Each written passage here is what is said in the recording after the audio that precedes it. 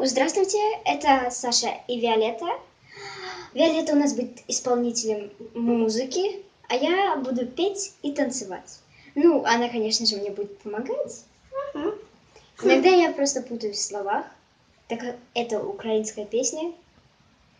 Ну что ж, но мы будем петь по-русски. Ой, Селеса Калина называется. Так.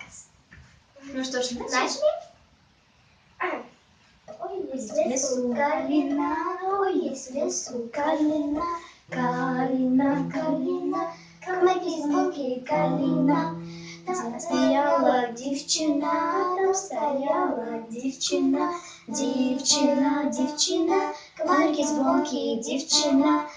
Цвет калины срывала, цвет калины срывала, срывала, срывала, камаки звонкие срывала.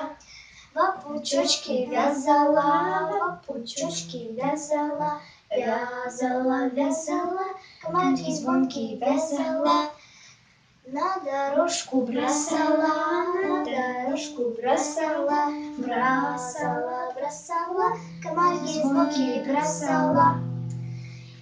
Ой, есть в лесу калина, ой, есть в лесу калина, калина, калина, камаки звонкие калина. И мы заканчиваем песню вот так. И вы заметите, куплет повторяется. Так всегда поется в этой песне.